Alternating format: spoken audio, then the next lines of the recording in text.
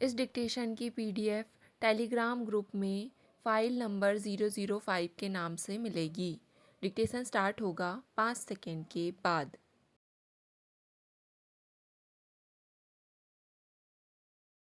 श्रीमान जी, मैं अपने कुछ विचार आपके समक्ष रखना चाहता हूँ, लेकिन इसके लिए आपको मुझे इजाज़त देनी होगी। यह तो सर्वविदित तथ्य है कि इससे कोई इनकार नहीं कर सकता।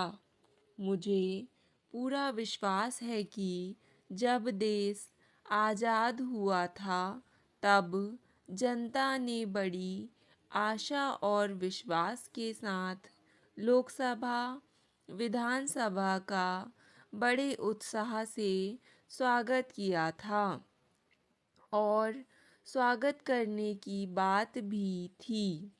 अब कहा गया वह स्वागत, किधर गया वह उत्साह? क्या हुआ इन अपेक्षाओं का जो हमने अपने जनप्रतिनिधियों से लगाई थी? आज चारों ओर हताशा सी फैल गई है। लोग सोचने लगे हैं कि शायद प्रजातंत्र की प्रणाली ही दोषपूर्ण है।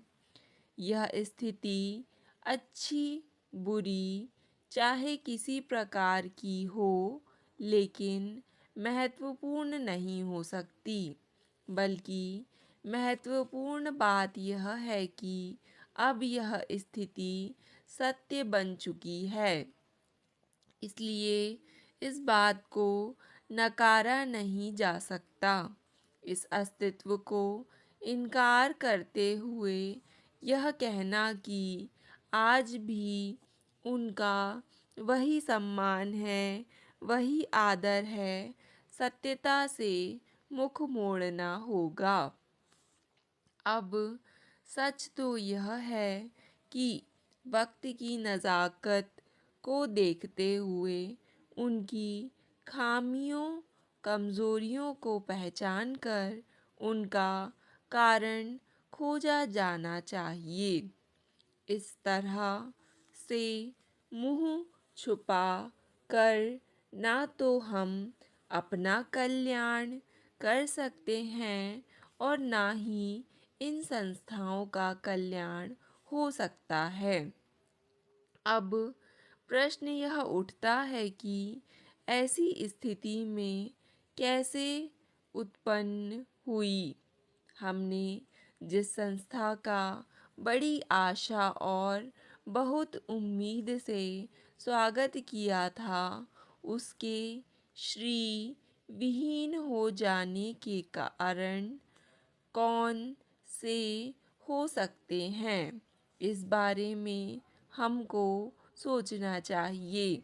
इस दिशा में जब हम गहराई से मनन करते हैं तो ऐसा प्रतीत होता है कि वर्तमान परिस्थितियों के कई कारण हो सकते हैं। प्रमाण के रूप में वर्तमान संवैधानिक ढांचे में उनकी उपयोगिता, नियम, कार्य और जनता की अपेक्षाओं की तुलना में प्रतिनिधियों का आचरण किसी न किसी सीमा तक इन सब के लिए जिम्मेदार है। वर्तमान संप्रेषण क्रांति के संदर्भ में इस पर गंभीरतापूर्वक विचार करना अत्यंत आवश्यक हो गया है।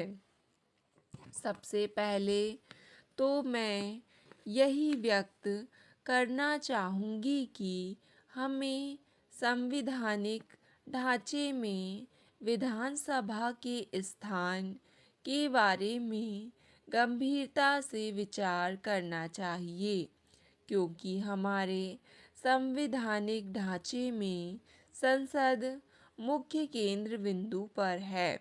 हमारे देश के जितने भी मुख्य कार्यकलाप हैं उनका नीति निर्धारण केंद्र से होता है, चाहे वह औद्योगिक नीति हो, चाहे वह कृषि नीति हो, चाहे वह शिक्षा नीति हो। स्वास्थ्य नीति इनका निर्धारण संसद से होता है। योजना आयोग इसकी मुख्य संस्था रहती है। कहने को तो योजना का अंतिम निर्णय राष्ट्रीय विकास परिषद करती है, जिसके सदस्य सभी राज्य के मुख्यमंत्री होते हैं। परंतु वास्तविकता तो यह है कि योजना प्रधानमंत्री और उनके सहयोगी मंत्रियों के द्वारा बनाई जाती हैं।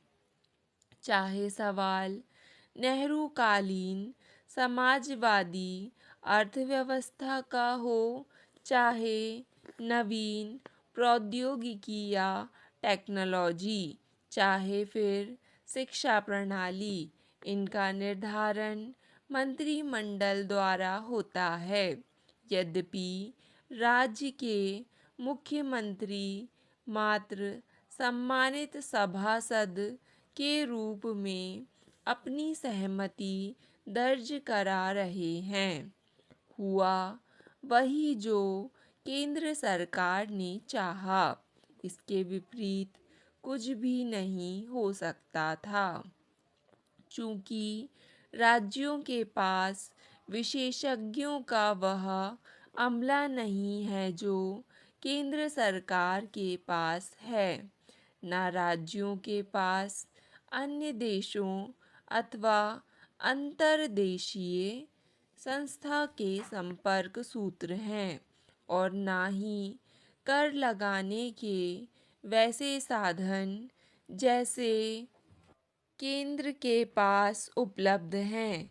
जहाँ तक कि करारोपण के महत्वपूर्ण साधन केंद्र के पास हैं। केंद्र यदि चाहता है तो अपनी मर्जी से कुछ राशि राज्य सरकारों की झोली में डाल देता है। इसी प्रकार से विदेशों से लिया गया सारा कर्ज अपनी इच्छा से देता है। मनुष्य ने मानवता का विकास बाद में किया, उसके पहले ही उसमें अपने अधिकार के लिए संघर्ष शुरू हो गया था। चूंकि मानव एक सामाजिक प्राणी है और समाज सरल रूप से व्यक्तियों का समूह के रूप में रहा है। प्रकृति के इस समूह में अलग अलग प्रवृत्ति और स्वभाव के लोग होने के कारण उनके विचार, भाव, भावना, संवेदना में भिन्नता होती है। आरंभ में व्यक्ति अपने विचारों को समाज में अभिव्यक्त करता रहा है, यह उसका अधिकार है, किंतु धीरे धीरे उसके वैचारिक स्वभाव में एक विचार यह भी आता है कि उसके भाव, विचार और अनुभव सर्वश्रेष्ठ हैं। इसी प्रकार व्यक्ति में यह भावना प्रबल होने लगती है कि वह समाज का नेतृत्व करे, क्योंकि दूसरों के विचार और स्थिति उसकी अपेक्षा तुच्छ और अनुच्च है।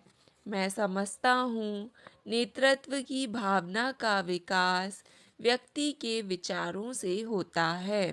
फिर व्यक्ति समूह, संप्रदाय, प्रांत, राज्य, राष्ट्र और विश्व उसके आगामी लक्ष्य होते हैं। समाज की व्यवस्था का संचालन करने की प्रक्रिया से ही अधिकारों के हनन की परिपाटी का निर्माण होता है। आज यही भावना विश्व के कुछ देशों में अहंकार के रूप में विकसित हो चुकी है कि वे विश्व व्यवस्था का संचालन कर सकते हैं, क्योंकि उनके पास शक्ति, समृद्ध और अधिकार है। जब किसी के अधिकार बढ़ते हैं तो किसी ना किसी के अधिकार कम होते हैं। नेतृत्व एक ऐसा अधिकार है और ये अधिकार समूह के किसी एक व्यक्ति को ही मिल सकते हैं। अर्थात एक के अधिकार बढ़ने से समूह के अन्य व्यक्तियों के अधिकार कम हो जाते हैं। इस प्रकार से मानव अधिकार के हनन की प्रक्रिया शुरू हो जाती है। आज भी विश्व के देशों के अंदर समुदाय में अधिकारों के असंतुलन की स्थिति बनी हुई है। आज हम देख रहे हैं कि जो धनी है, विकसित है, उसके पास ज़्यादा अधिकार हैं। जो गरीब है, अविकसित है, परिणाम स्वरूप उसके अधिकार भी कम होते हैं। ये विकसित और बड़े देश विकासशील राष्ट्र पर किसी भी प्रकार का संकट आने पर सहानुभूति ज़रूर दर्शाते हैं, लेकिन साथ ही उसकी कीमत भी मांगते हैं।